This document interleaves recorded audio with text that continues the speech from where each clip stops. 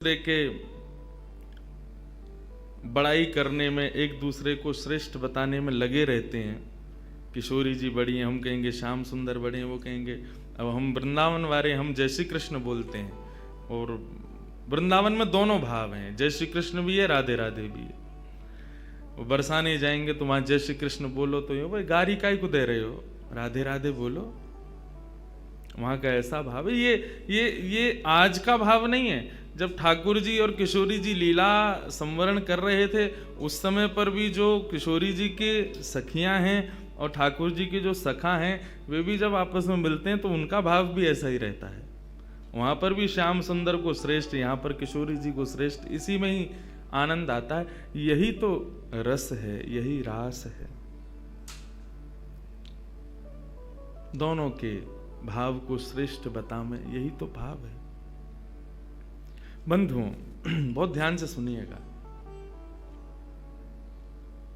भगवान का जब मोहिनी अवतार हुआ तो मोहिनी अवतार के उस स्वरूप के सौंदर्य पर 33 कोटि देवता न्योछावर हो गए।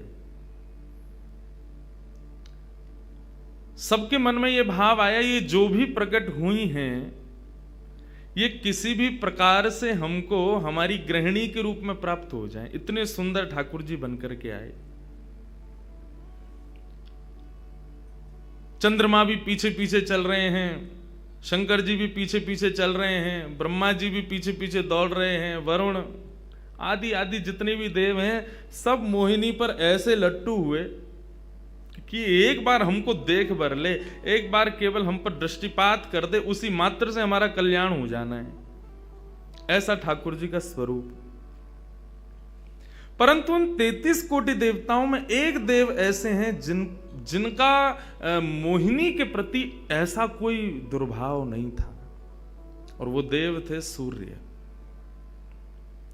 सूर्य ने जब मोहिनी के सौंदर्य को देखा तो उनके मन में भाव आया, इतनी सुंदर, इतनी सुकुमारी, इतनी कोमल, इतनी मधुर। सबको तो लगे हमारी पत्नी बने, लेकिन सूर्य को लगे मेरी बेटी बन जाए, मुझे पुत्री रूप में प्राप्त हो जाए।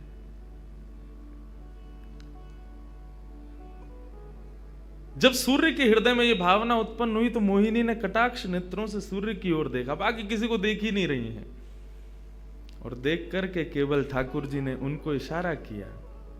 बोले तो आपकी ऐसी इच्छा है? सूर्य बोले जी भगवान, मेरी बहुत अभिलाषा है कि आप पुत्री रूप में मेरे यहां पधारो। ठाकुर जी बोले इतना साधारण नहीं है हमको प्राप्त करना, पुत्र रूप में प्राप्त करना फिर भी साधारण होगा, लेकिन पुत्री भाव में ये तो असाधारण है, इसके लिए आपको तप करना पड़ेगा। सूर्य बोले मैं आज से ही तप करूंगा, लेकिन आप वचन दो मेरे यहां पधारोगे और इसी रूप में पधारोगे। मोहिनी ने कहा यदि मैं तुम्हारे भजन से प्रसन्न हुई, यदि तुम्हारी भक्ति में, तुम्हारे प्रेम में प्रबलता हुई, मोहिनी 33 कोटि देवताओं को मोहित करती है, लेकिन तुम्हारे भजन के प्रभाव से मैं जब तुम्हारे यहां अवतरित होंगी तो मोहिनी को भी मोहित करने वाला रूप धारण करके आऊंगी। मोहिनी जिसने तीनों लोकों को अपने रूप पर न्योछावर कर दिया, वो मोहिनी भी जिस रूप को देख करके मोहित हो जाए, वो रूप आएगा आपके यहां पर। वही सूर्य वृषभानु जी के रूप में प्रकट हुए हैं। और जब वृषभानु जी के रूप में प्रकट हुए, उससे पहले एक राजा के रूप में भी आए थे, तब भी इन्होंने तपस्या की थी, लेकिन ठाकुर जी नहीं पधारे। जब वृषभानु के रूप में प्रकट हुए तो इन्होंने ठाकुर जी का यजन करना बंद कर दिया, ब्रह्मा जी का यजन प्रारंभ किया। ब्रह्मा जी से प्रार्थना की। ब्रह्मा जी प्रकट हुए, बोले क्या वरदान चाहिए? बोले वरदान आपसे नहीं चाहिए, वरदान हमको किसी ने कहा था कि वे हमारे यहाँ पुत्री रूप धारण करके आएंगे, मुझे लग रहा वो कहीं भूल नहीं गए हो, इसलिए ब्रह्मा जी आप बहुत करीब हो ठाकुर जी के, आप उनको जाकर के संकेत करो कि कोई आश में बैठा उनकी में। जब से मोहिनी स्वरूप देखा तब से हम पागल हुए फिर रहे हैं। 33 कोटि देवताओं के मन में यही आता है कब प्रकट होंगी दोबारा। कृपा करो, आप प्रार्थना करो कि वो पधारें। ब्रह्मा जी बोले आपके भजन में इतनी सामर्थ्य है कि ठाकुर जी मना नहीं कर सकते। बोले तो फिर मुझे विश्वास के लिए कुछ तो कह करके जाओ। ब्रह्मा जी बोले मेरी जिम्मेवारी बन जाए, इसलिए चलो इस पर्वत के रूप में मैं विराज चाहता हूं। और बरसाना पर्वत के रूप में श्री ब्रह्मा जी विराज गए। ठाकुर जी आएंगे, मैं जिम्मेवारी लेता हूं, इसलिए मैं ही पर्वत बन के बैठा हूं। ब्रह्मा जी ने जाकर के प्रार्थना की। ठाकुर जी बोले मैं तो सच में ही भूल गया था कि मुझे जाना है। बोले भगवान वो बहुत प्रतीक्षा कर रहे हैं आपकी। वृषभानु जी का भजन कैसा बताया। वृषभानु जी की एक ही इच्छा है कि मेरे पास जो पुत्री रूप ठाकुर जी का आवे, ठाकुर जी मोहिनी बनकर के आए तो 33 कोटि देवताओं के हृदय में ठाकुर जी के प्रति वात्सल्य भाव प्रकट नहीं हुआ, प्रेम भाव प्रकट नहीं हुआ, कुछ और ही भाव था उन देवताओं का। वृषभानु जी कह रहे हैं कि मैं ऐसी पुत्री पाना चाहता हूं जिसको देख करके काम नष्ट हो जाए, काम का भी मर्दन हो जाए, सामने वाले के हृदय में एक दिव्य प्रेम प्रकट हो, निष्काम प्रेम, अनकंडीशनल लव किसे कहते हैं, इसका प्रसाद पूरी दुनिया को देने वाली ऐसी पुत्री मेरे घर पधारे। स्वार्थ सिद्ध प्रेम सब करना जानते हैं, लेकिन निस्वार्थ प्रेम किसे कहते हैं, वो ठाकुर जी का वो शक्ति स्वरूप ही सबको बता सकता है।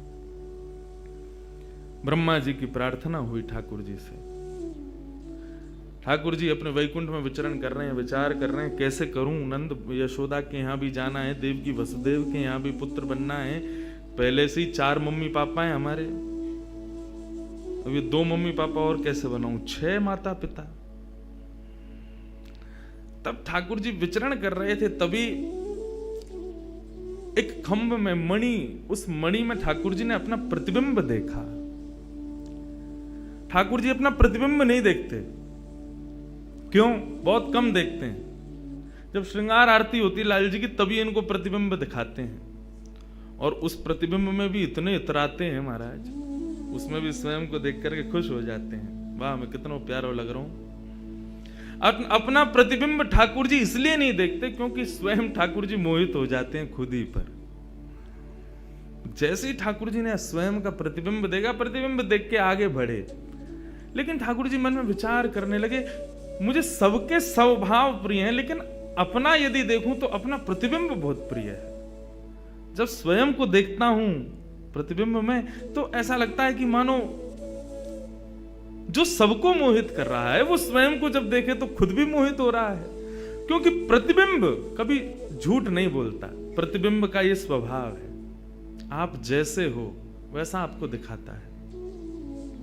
ठाकुर जी ने जब प्रतिबिंब देखा, अपने उस प्रतिबिंब स्वरूप को ठाकुर जी ने स्थिर कर दिया, और स्थिर करके अब तो ठाकुर जी लाए महाराज लक्ष्मी जी की पूरी पेटिका लेकर के आए श्रृंगार की, और अपने प्रतिबिंब स्वरूप को ही उन्होंने श्रृंगार करना प्रारंभ किया। किशोरी जी के श्रृंगार का इतना भाव बताते हैं, किशोरी जी की नथ बेसर ऐसी, किशोरी जी के कान के कुंडल ऐसे, किशोरी जी के पांव की महावर ऐसी, क्यों ना हो, क्योंकि श्याम सुंदर ने श्रृंगार किया है।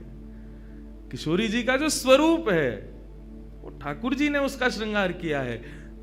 नारायण बैठे महाराज सिंहासन लगा करके अपने प्रतिबिंब का ही श्रृंगार कर रहे हैं।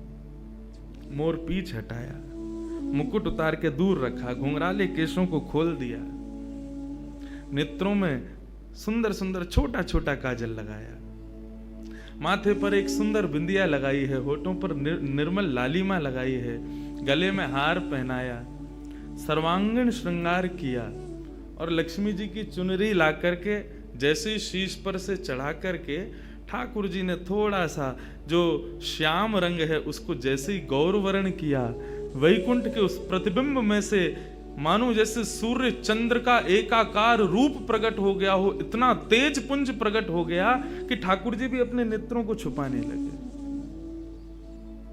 थोड़ी देर नेत्रों को बंद करने के बाद जब बड़ी धीरे से ठाकुर जी ने जब अपने प्रतिबिंब की ओर देखा, तो किशोरी जी का दिव्य स्वरूप वहां प्रकट हो गया।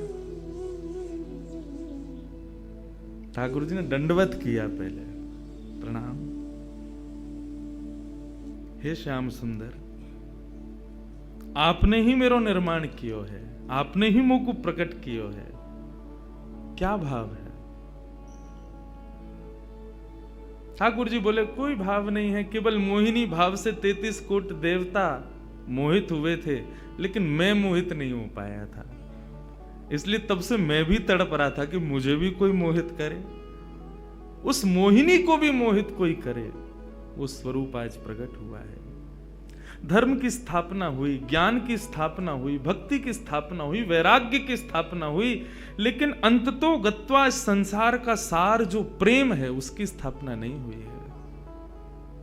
उसके लिए आपका अवतार धारण करना अति आवश्यक है। आप मेरी शक्ति हैं, आप मेरी आत्मा हैं। पूरा विश्व और पूरे विश्व की दिव्य चेतना किसकी प्राप्ति के लिए दौड़ रही है? कि आत्मा एक दिन परमात्मा में मिल जाएगी, लेकिन उस परमात्मा में आत्मा जो विद्यमान है वही तो किशोरी जी हैं। उस आत्मा की परमात्मा की जो आत्मा है वही तो श्री राधा जी हैं। लोग उनके रूप को नहीं समझ पाते। आजकल के यंगस्टर्स, आजकल के युवा उनको बहुत विचित्र रूप में दर्शन करते हैं कि कृष्ण राधा कौन है? बोले कि they are just like some love words. ऐसा नहीं है। आप उनको सीमित उस अवस्था में, और माफ कीजिएगा यदि किसी प्रवचनकर्ता की कथा सुनने के बाद भी आप उनको वहीं तक सीमित मान रहे हो ना, दोष आपको नहीं, प्रवचन करने वाले को लगेगा कि तुम किशोरी जी के इसी रूप को स्थापित कर पाए। इसीलिए कथाओं में ज्यादा किशोरी जी का प्रसंग ना हम कहते हैं ना उसका स्पर्श करते हैं। स्पर्श करने पहले से भी 100 बार सोचते हैं। यहां आने से पहले भी मुझे कई आचार्यों ने संपर्क किया कि वहां आप किस विषय को लेकर के जाएंगे, आप गर्ग संहिता पर कहेंगे या किशोरी जी के किस भाव को वहां पर प्रस्तुत करने वाले हैं। मैंने कहा देखो, हम बस बोलेंगे जो निकल जाए मुंह से, जिसका जो भाव ठाकुर जी स्वीकार कर लें बस, लेकिन भाव ये रखेंगे ठाकुर जी विराज गए हैं कि कोई अनधिकारी इस भाव को सुनकर के अपने मन में कोई दुर्भाव ना प्रकट करे। ब्रजवासी बहुत डरते हैं किशोरी जी के भाव को कहने में, क्योंकि जब सामने वाले से प्रत्युत्तर के रूप में कुछ विलग ही सुनने को मिलता है तो बहुत कष्ट होता है हृदय को कि तुमने किशोरी जी को क्या समझा, वो क्या है और तुमने उनके किस रूप को जाना। वो ठाकुर जी का ही प्रतिबिंब स्वरूप है, ठाकुर जी का ही आत्मा स्वरूप है। और एक बात कहूं, प्रतिबिंब से और आत्मा से प्रेम किया जा सकता है, ब्याह नहीं किया जा सकता। क्योंकि प्रतिबिंब और आत्मा ये दोनों हमसे अलग नहीं है। ब्याह के लिए एक अलग व्यक्ति चाहिए, एक हमसे कोई अलग हो, हमसे कोई जुदा हो, 2 लोग चाहिए तब ब्याह संपन्न होता है। लेकिन कृष्ण और राधा, इन दोनों में भेद है ही नहीं। किशोरी जी और ठाकुर जी में कभी भी कदापि कोई भेद नहीं है। बल्कि लीलाएं अभी सुनेंगे हम लोग, कभी कभी ठाकुर जी जब किशोरी जी का रूप धारण करते हैं तो किशोरी जी से ज्यादा गोपियों को सुख देते हैं।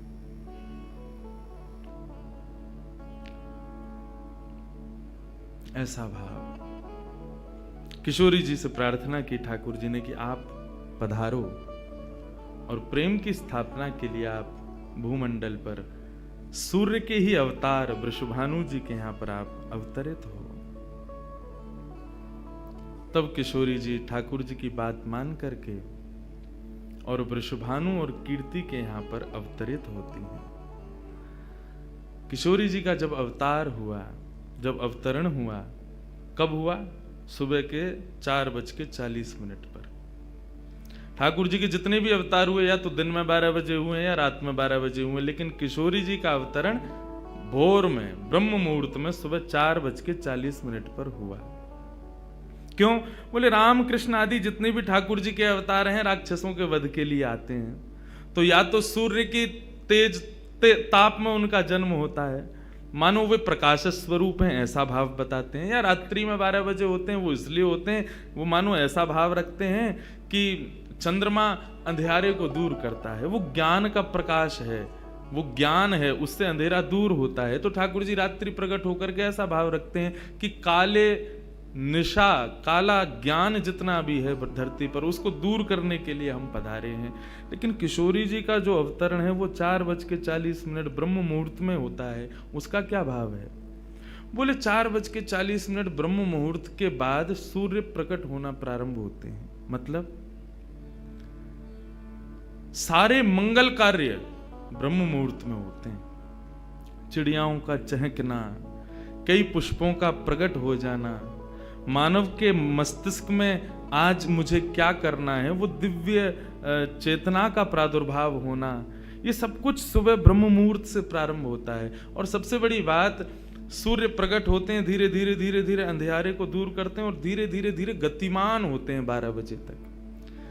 तो किशोरी जी का प्रादुर्भाव ब्रह्म मुहूर्त में हुआ, इसका ऐसा भाव बताते हैं कि मानो वो प्रेम जिस प्रकार प्रादुर्भाव से लेकर के और आगे के गंतव्य तक नित्य प्रति बढ़ता रहे, उसका वर्धन हो, वर्धन करने के भाव से किशोरी जी ब्रह्म मुहूर्त में पधारी। क्योंकि वर्धन होना ही एक नवीन दिन का ब्रह्म मुहूर्त से प्रारंभ होता है। ऐसे ही प्रेम का वर्धन, भक्ति का वर्धन, भाव का वर्धन, उन सब का वर्धन करने का प्रतीक है किशोरी जी, इसलिए ब्रह्म मुहूर्त में जन्मी है। किशोरी जी का प्रादुर्भाव हुआ, पूरे बरसाना में आनंद उत्सव मनाया गया। सब नाच रहे हैं, गा रहे हैं, आनंद मना रहे हैं। नंद बाबा भी आए, यशोदा जी भी आई हैं, उन्होंने भी आकर के वृषभानु जी को बधाई दी है। सब कुछ हुआ, लेकिन किशोरी जी के प्रादुर्भाव में एक वैचित्र था। क्या? दिन बीत गए 8, लेकिन किशोरी जी ने अभी तक नेत्र नहीं खोले। अभी तक किशोरी जी केवल एक छोटी सी बालिका हैं, एक सुकुमारी हैं, परंतु अभी तक किसी को भी किशोरी जी के नेत्रों का दर्शन नहीं हुआ। अभी तक किशोरी जी के नेत्र नहीं खुले हैं। इस बात से कभी कभी चिंतित हो जाते हैं वृषभानु जी और कीर्ति कि हमारी लाली है तो गई है, लेकिन पता ना क्यों अपने नेत्रन को नहीं खोल रही है। कभी कोई संत आ जाए, कोई वैष्णव आ जाए, कोई ब्राह्मण आ जाए, तो उनसे निवेदन करते हैं कि हमारी लाली नेत्र नहीं खोल रही। तब देवताओं ने नारद जी को भेजा, आप जाओ और जाकर के वृषभानु जी के इस मन के भाव को पूर्ण करके आओ। किशोरी जी के सुंदर नेत्रों का दर्शन उनको कराओ। तब श्री नारद जी महाराज का आगमन हुआ। नारद जी जैसे ही आए तो वृषभानु जी ने नारद जी को देखते ही सबसे पहले अपने पुत्र को बिठा दिया। श्री दामा से मिलो, हमारा लाला है। नारद जी उससे मिले, उसका सब देखने लगे। नारद जी मन में विचार कर रहे हैं कि ये उनसे कब मिलवाएंगे, किशोरी जी का दर्शन कब होगा। 2-3 दिन तक नारद जी विचरण करते रहे बरसाने में। वृषभानु जी का मन तो होता है कि मैं इनसे कुछ कहूं, कुछ पूछूं, थोड़ा किशोरी जी के बारे में, अपनी लाली के बारे में न कछु जानूं, लेकिन अभी वो भाव प्रकट नहीं हो रहा है। तब एक दिन एक छोटी सी बरसाने की लाली को जब नारद जी महाराज खिला रहे थे और उससे प्रेम चर्चा कर रहे थे, ये दृश्य जब वृषभानु जी ने देखा, उन्होंने तुरंत नारद जी के चरण पकड़े और कहा, हे भगवान, हमारी एक लाली भई है, बहुत सुंदर है, सुकुमारी है, नन्ही सी है, अभी वाकु देख करके स्पर्श करवे में डर लगे कि कहीं हमारे स्पर्श से कोई कष्ट ना है जाए, या हमारे हम सबन को दर्शन भी ना करा में। लेकिन महात्मन आपसे पूछना चाह मैं, हमारी लाली नेत्र नहीं खोल रही है, कहाँ भाव है? नारद जी तो तुरंत बोले, अरे तो तुमने इतने दिन से क्यों नहीं बताया? वो तो पहले से ही बैठे थे तैयार कि ये जल्दी बोले तो मैं जाऊं, जाकर के दर्शन करूं। बोले संकोच है रहे हो? बोले संकोच मत करो, अभी लेके चलो, कहां है तुम्हारी लाली, मुंह को बताओ। नारद जी महाराज जा रहे हैं वृषभानु भवन में। एक बेड़ी पार की, दूसरी बेड़ी पार की, तीसरी बेड़ी पार की। जैसे ही भीतर पहुंचे हैं सुंदर सुगंधी भीतर से प्रकट हो रही है। सामने स्वर्ण जटित एक पालना है, और जैसे उस पालने में जाकर के नारद जी ने दर्शन किया, कमल कली को वृषभानु की लली को रंग, कैसा रंग है? बोले जैसे कमल की कली हूं मैं ना, ऐसी श्री वृषभानु नंदिनी है। नारद जी ने जैसे उनको दर्शन किए हुए आनंदित है गए, आनंदित है करके प्रणाम करने लगे। वृषभानु जी बोले, हमारी लाली नेत्र नाएं खोल रही है, आप कृपा करो ना। नारद जी बोले, एक मंत्र पढ़ना पड़ेगा, कुछ करना पड़ेगा, तंत्र मंत्र करना पड़ेगा, तब आपकी लाली बोलेगी। वृषभानु जी बोले, देख लो, संभल के करियो, हमारी लाली बहुत कोमल है, वो ना स्पर्श नहीं करेंगे, दूर बैठ के करेंगे। वृषभानु जी बोले, तो करो। बोले, आपको पहले बाहर जानो पड़े, वो एकांत में करेंगे। कीर्ति वृषभानु जी को देखें, बोले, लाली को अकेला तो नहीं छोड़ेंगे? बोले, नहीं बाबा, विश्वास पात्र है, हम कर सके। वृषभानु जी और कीर्ति दोनों जैसे ही बाहर पधारे, नारद जी ने गेट बंद कियो, तुरंत चरणन में प्रणाम कियो, और प्रणाम करके सीधे सन्मुख बैठे हैं। हे कृष्ण मनोहारिणी जय वृंदावन प्रिया, जय भ्रू मंगल ललिता, जय वेणु रवाकुल, जय कृष्ण मनोहारिणी जय वृंदावन प्रिया, जय भ्रू मंगल ललिता, जय वेणु रवाकुल। जैसे ही नारद जी के मुख से ये शब्द प्रकट हुआ, जय कृष्ण मनोहारिणी, ये कृष्ण मनोहारिणी शब्द जैसे ही नन्ही सी श्री किशोरी जी के कान में कृष्ण शब्द गयो, कृष्ण शब्द जाते ही नन्ही सी किशोरी जी के नेत्र अपने आप धीरे धीरे धीरे धीरे खुलन लगे, मुख पर एक प्रसन्नता सी प्रकट है गई। नन्ही सी किशोरी अभी करवट लेनो भी नहीं जाने, लेकिन जैसे ही बार बार ये श्लोक का गान नारद जी के द्वारा हो रहा है, जय कृष्ण मनोहारिणी जय वृंदावन प्रिय,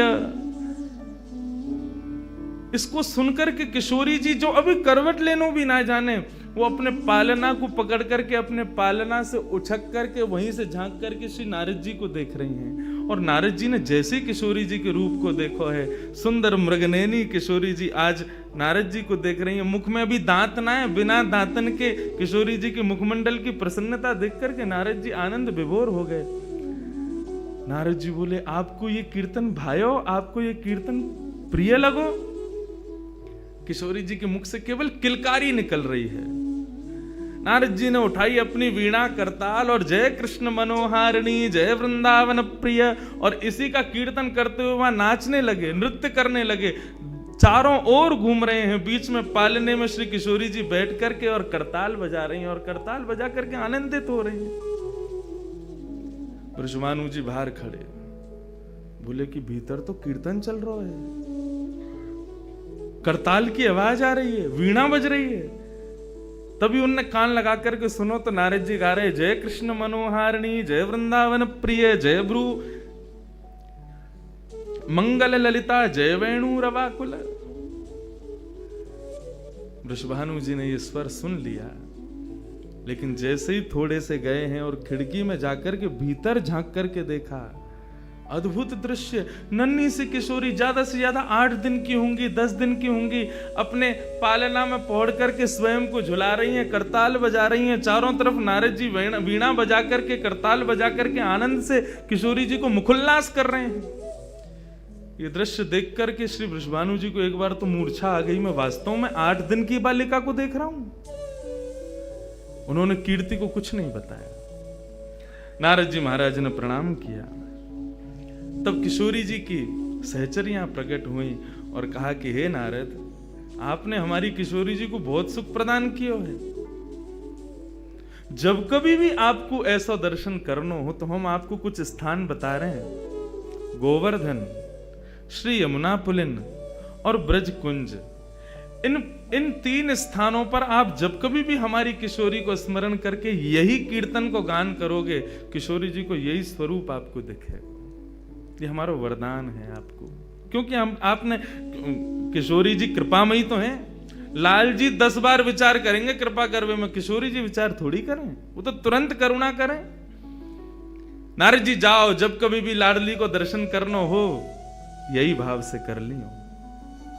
नारद जी महाराज के नेत्र सजल है गए, किशोरी जी के चरणन में बारंबार प्रणाम कियो और प्रणतिपात करते हुए वहां से प्रस्थान कर गए।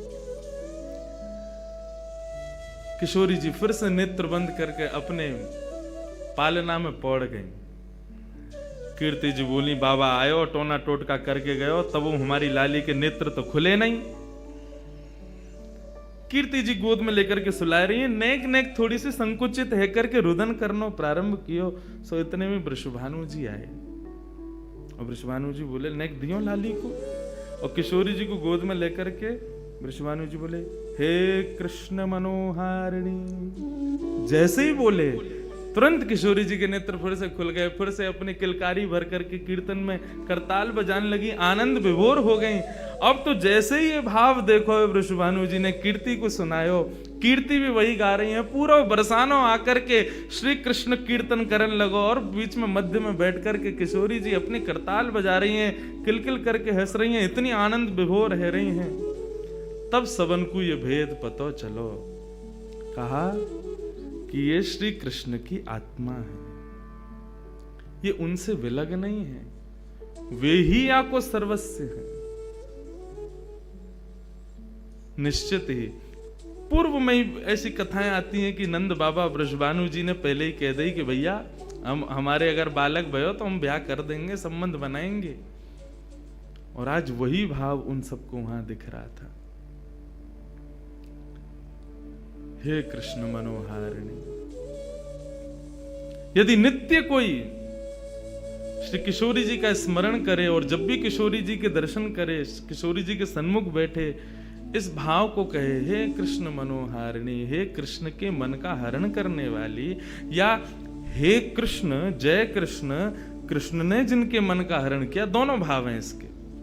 जो कृष्ण के मन का हरण करे या जिसने कृष्ण के मन का हरण किया है, ऐसी श्री किशोरी जी आज भी प्रसन्न होती हैं इस कीर्तन को सुन करके। ऐसी हमारी ब्रज की शोभा, ब्रज की भूपा, ब्रज की अधिष्ठात्री, ब्रज की रानी श्री किशोरी जी को या प्रकार से प्रादुर्भाव है, या प्रकार से श्री किशोरी जी या धराधाम पर पधारी। हमारे जैसे वृंदावन में राधे राधे को भाव है, बिहारी जी के सामने भी जय जय श्री राधे के हैं, सबके हैं। ऐसी जब भी किशोरी जी के सामने जाओ तो कृष्ण नाम को उच्चारण करो। अपोजिट अपोजिट चलें सब जगह। राम जी के सामने जाओ हनुमान जी के भाव को, हनुमान जी के सामने जाओ राम जी को कीर्तन करो, कन्हैया के सामने जाओ किशोरी जी को कीर्तन करो, किशोरी जी के सामने जाओ श्री ठाकुर जी को कीर्तन करो। हनुमान जी को हनुमान चालीसा सुनाओगे तो हनुमान जी प्रसन्न नहीं होंगे, राम जी को सुनाओ। और राम जी के सन्मुख जब हनुमान जी के सन्मुख जब जाओ तब राम जी को कीर्तन करो। ऐसे ही जब ठाकुर जी के सन्मुख जाओ तब किशोरी जी को भाव रखो, और किशोरी जी के सन्मुख जाओ तब ठाकुर जी को प्रेम भाव रखो। यही भाव है। एक कथा ये तो थी किशोरी जी कैसे प्रकट भई, कैसे उनके भाव। अभी एक भूमिका सी बना लो, न तुम मुझे पहचान लो, न मैं तुम्हें पहचान लूं, अनेक यहाँ को वातावरण में नेक में ढल जाऊं। इतना अत्याचार मत करो, जल्दी आन दो मुझे। किशोरी जी के प्रादुर्भाव एक बाह्य एक स्ट्रक्चर बना लूं, फिर घुसेंगे भीतर रस में। अभी चीनी डरी है ना कि भाई चाशनी बनन दो, अब सबरे ऐसे मुंह को टकटकी लगा के देख रहे, अभी गुल्ला में हमें रस में डाल दो। प्रेम से कहो, हे कृष्ण मनोहारिणी, हे वृंदावन प्रिया,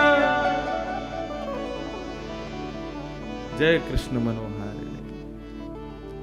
एक सुंदर पद है ये, तो रहो किशोरी जी को प्रादुर्भाव को भाव। अब एक पद है जहां में ठाकुर जी और किशोरी जी की प्रथम भेंट लीला के बीच में कब भई, वाको भाव है। आहा, मधुमास सारंग।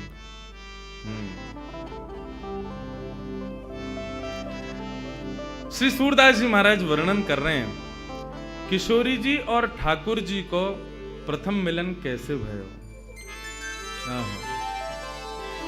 ठाकुर जी खेलवे के काजे निकले हैं अपने घर से, अपने भवन से, और यहाँ किशोरी जी भी आज भ्रमण करती करती आ गई हैं श्री वृंदावन यमुना पुलिन पर।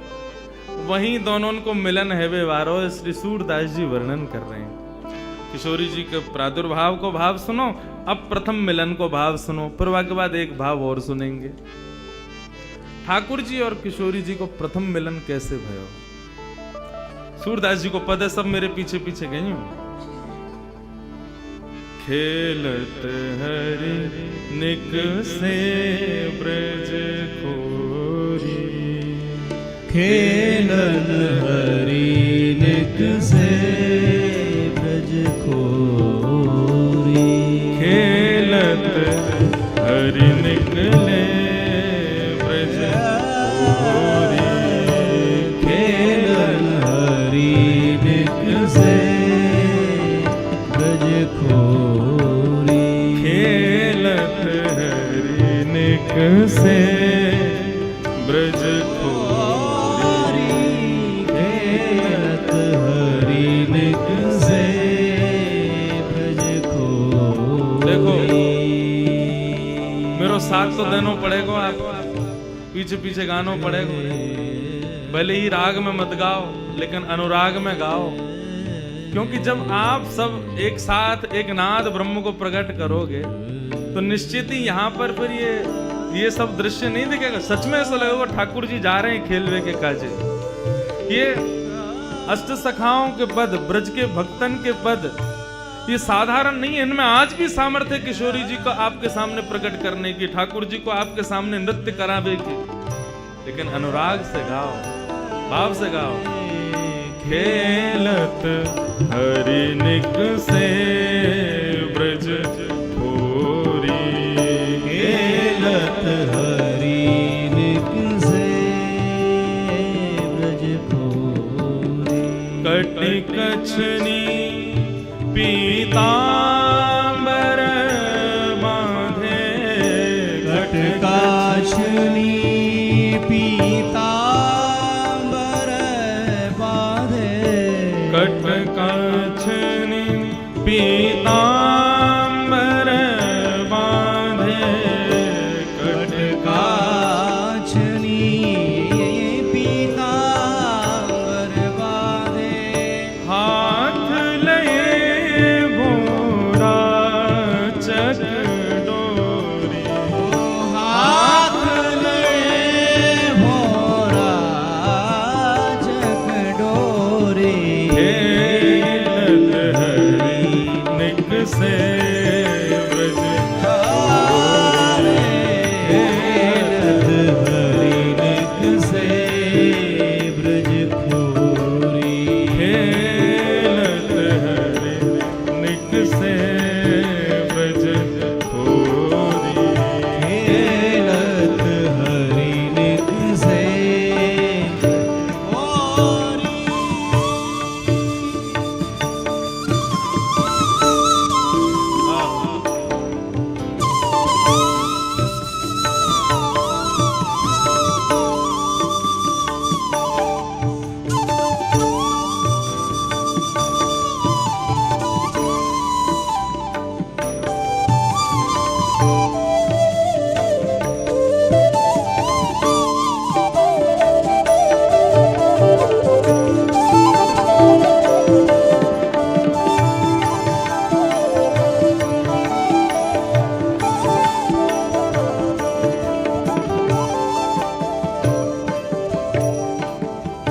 गए श्याम रवि तनया के तट, गए श्याम रवि तनिया के तट, रवि तनया कौन है? रवि यानी सूर्य, उनकी पुत्री कौन? यमुना जी। कहाँ जा रहे हैं ठाकुर जी? यमुना के तट पर जा रहे हैं। कैसे जा रहे हैं? गए श्याम रवि तनया के तट, गए श्याम रवि तनिया के तट, लसती चंदन की खोरी हो, लसत चंदन की खोरी, अंग लसत चंदन की खोरी, अंग लसत चंदन की खोरी, खेलत निक से ब्रज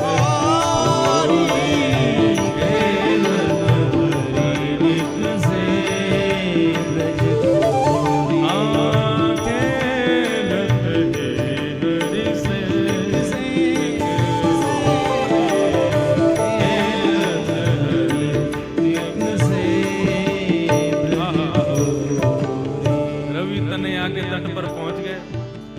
जैसे ही यमुना जी के तट पर पहुंचे श्याम सुंदर, इतने में ही उन्होंने एक सुकुमारी को देखा और सुकुमारी को देख करके कहा भयो, औचक ही देखी तहरा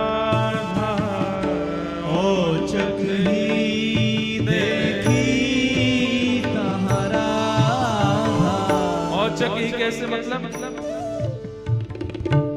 ऐसे देख रहा हूं, अरे ये कौन है? दूर से नन्हे से कन्हैया, नन्ही सी किशोरी जी। औचक ही देखी तहाँ श्याम, औचक ही देखी कैसी है? श्यामा, नयन विशाल चंदन की रोरी, नयन विशाल चंदन की, और नील बसन भरिया कट पहरे, नील बसन भरिया कटी पहरे, गौरांगी किशोरी जी ने कैसे वस्त्र पहने हैं? बोले नील कमल जैसे नीले वस्त्र पहने। दर्शन करो, नन्ही सी किशोरी जी है, नीले वस्त्र पहने। और क्या पहनो? लहंगा फरिया पहनो है किशोरी जी ने। और बैनी पीठ रुलत झकझोरी, बैनी पीठ रुलत झकझोरी, बैनी पीठ रुलत झकझोरी, खेलत हरिनिक से सजगोरी, खेलत हरिनिक से सजगोरी,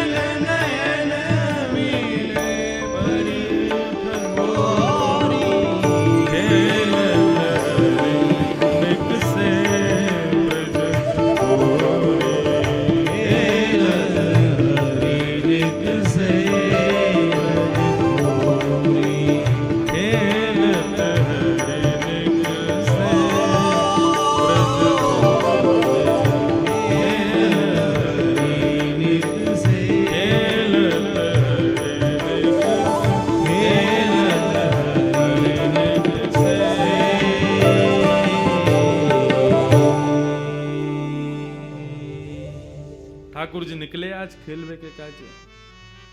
और कैसे जा रहे हैं?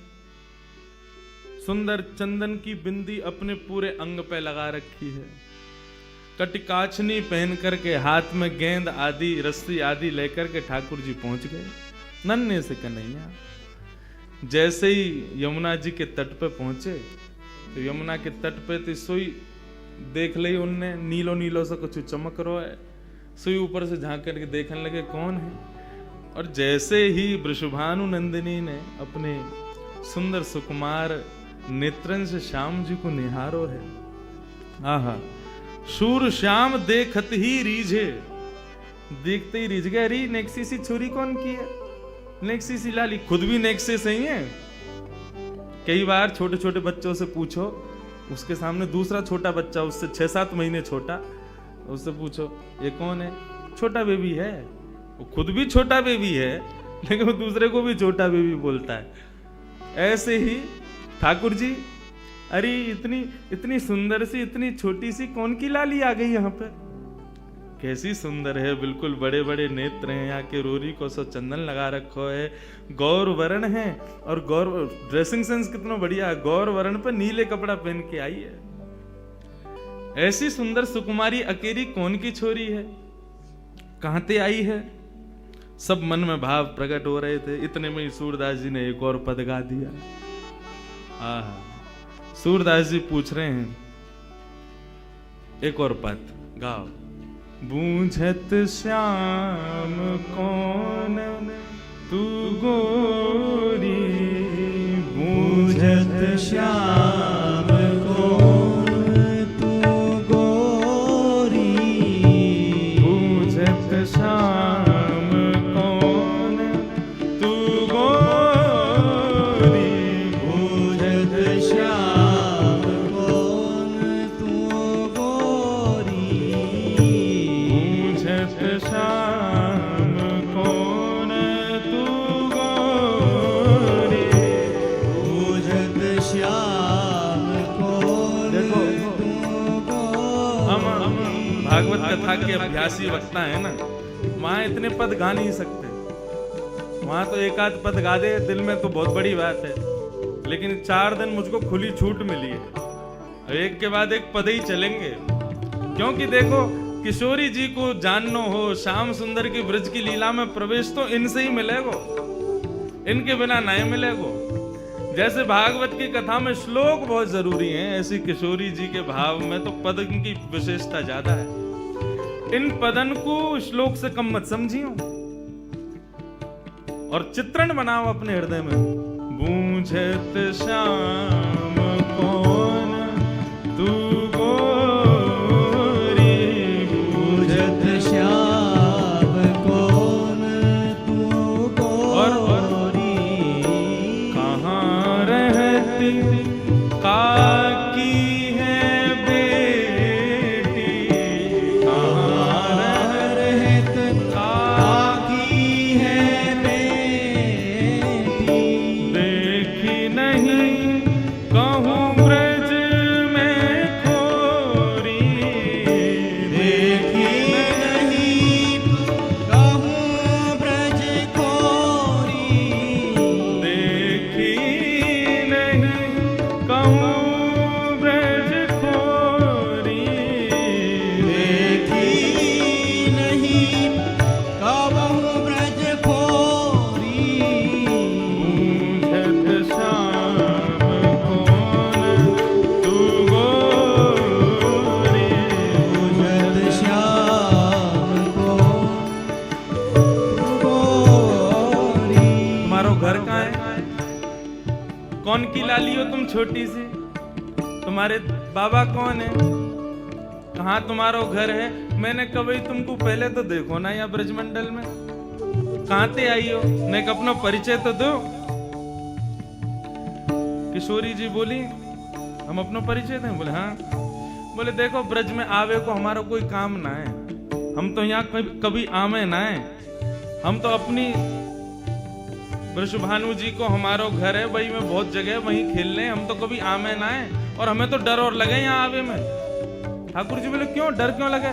बोले हमने सुनो एक चोर यहाँ रहे, वो उस सबन के चित्तन ने चुरा ले वे, माखन ने चुरा ले वे, जन कहा का चुरा तो हो गए। या हमारे बरसाने में तो साफ कह रखी है कि भाई कोई भी मां मत जाइयो वृंदावन की ओर, क्यों मां चोरे चोरी कर ले।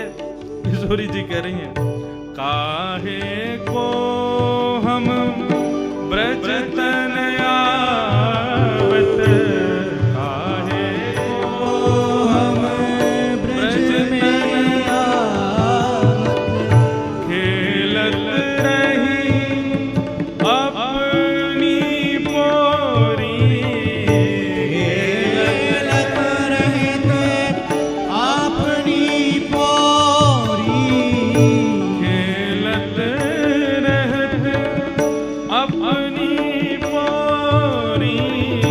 खेलत रहते अपनी पोरी। हमें डर लगे ब्रज में आने में, क्यों डर लगे? सुनत रहत श्रवणन नंद ढोटा, सुनत रहत श्रवणन नंद ढोटा, सुनत रहत श्रवणन नंद ढोटा, सुनत रहत श्रवणन नंद ढोटा, करत रहत माखन की चोरी, करत फिरत माखन की चोरी, करत रहत माखन की चोरी। करत फिरत माखन की चोरी। हमने सुनो एक चोर रहे यहाँ पे, वहां के डर के मारे कोई ना आवे। हमारे बाबा नु मना करिए, हमारी मैया नु मना करिए, मोहम्मद जइयो एक चोर रहे। और मोह तो लगो तुम ही वो चोर हो। जाए साहब के तुम्हारे नैन मटक रहे हैं ना, जाए साहब की तुम्हारी बातें तो यूं लग रहा है कि वो नंद को ढोंटा तुम ही तो ना हो कहीं। ठाकुर जी बोले ना ना ना, ये सब कहा तुमसे कोई इतने गलत कह दी है। लोगन को काम ही है, कोई अच्छो करवे जावे वाके पीछे पड़ जावे। और तुम बताओ मैंने तुम्हारो कछु चुरायो? देख लो पहले ही, कछु ना चुरायो ना तो फिर लोगन की बातन में क्यों आ रही हो? हमने तुम्हारो कछु नहीं चुराया तो फिर हमें चोर मत समझो।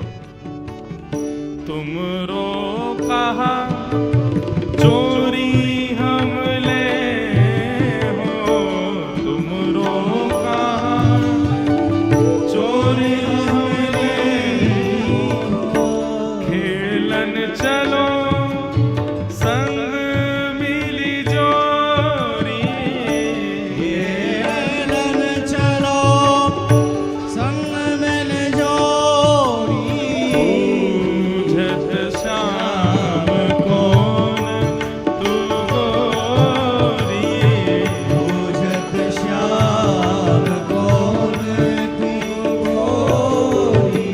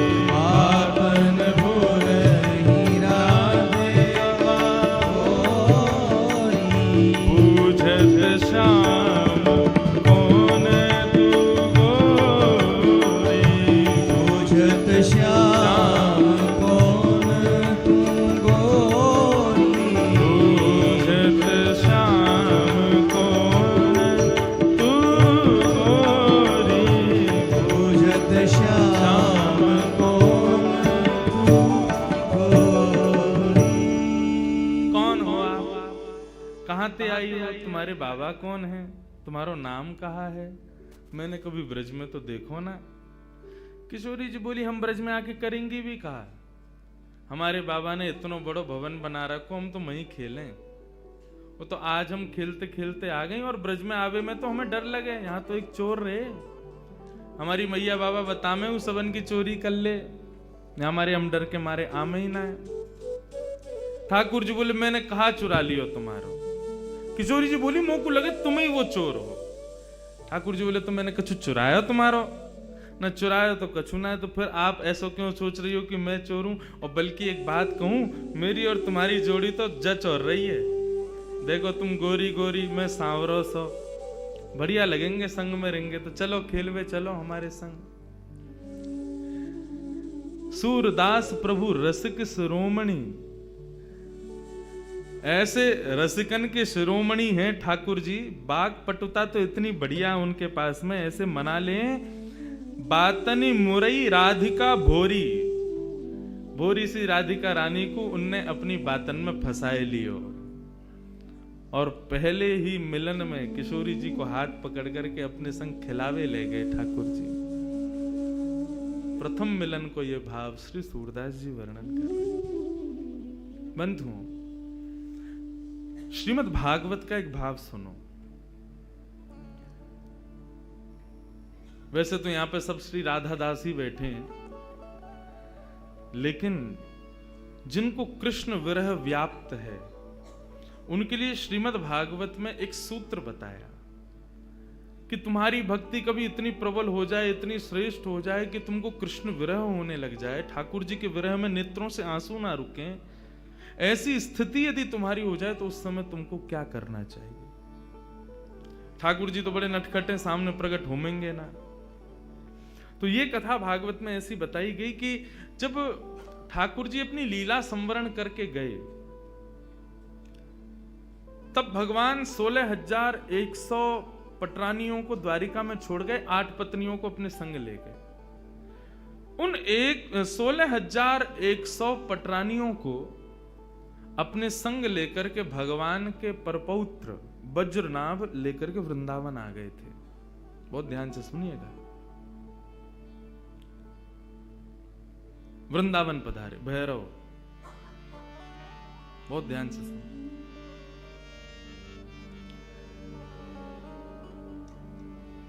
आज ये थोड़ा सा मिजाज बनाने के लिए बीच बीच में चलता रहेगा, कभी भैरव, कभी भीम पलासी, कभी ये कभी वो। किशोरी जी संगीत की अधिष्ठात्री, कल रात की चर्चा में यही आया।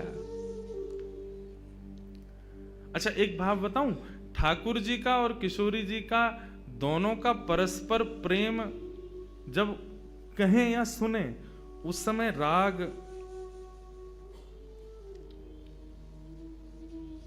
पीलू यदि सुना जाए, ठाकुर जी के परस्पर प्रेम का भाव प्रकट होता है पीलू राग में।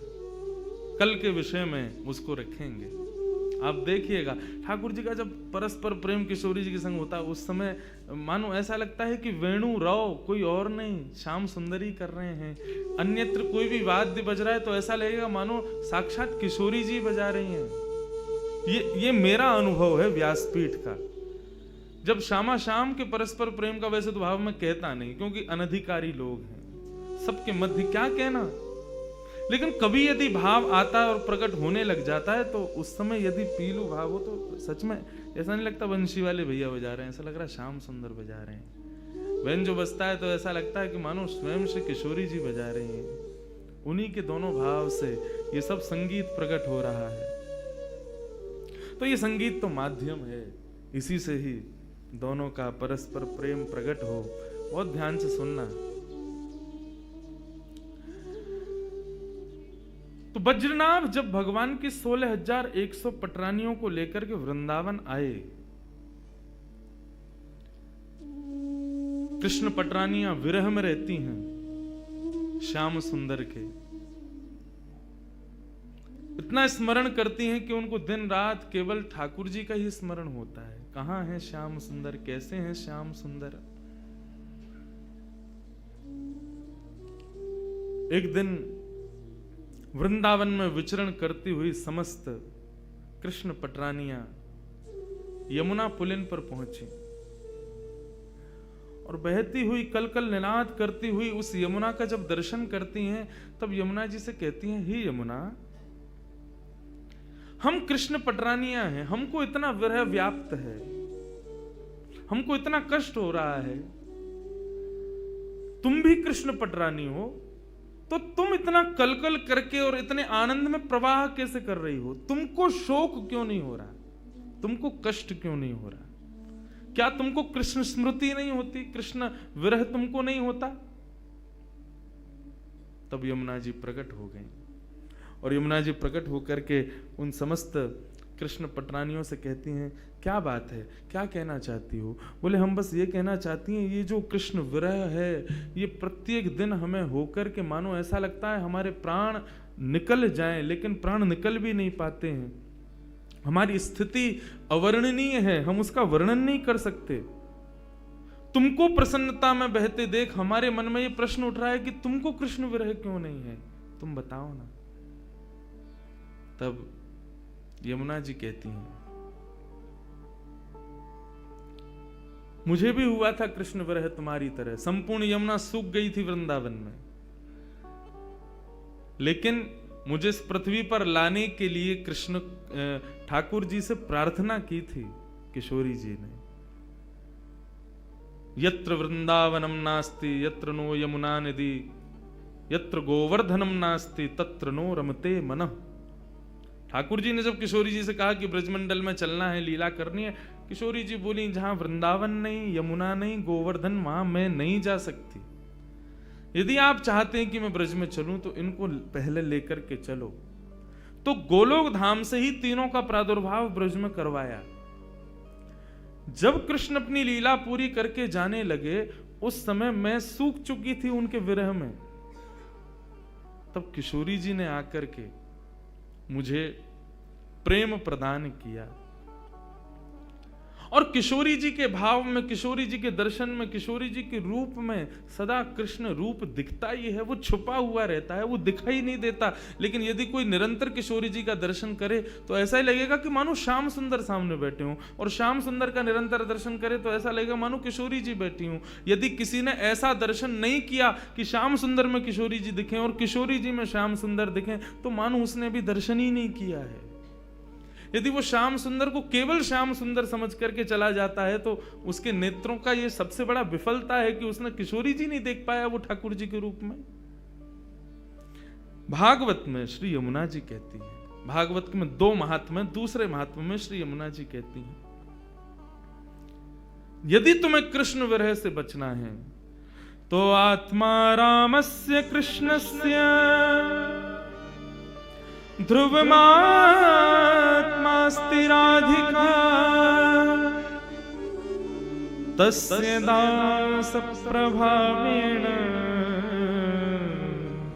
विरहोस्मान् संस्पृशे। आत्मा रामस्य कृष्णस्य, हमारी आत्मा कौन है? हमारी आत्मा कृष्ण है। और कृष्ण की कौन है?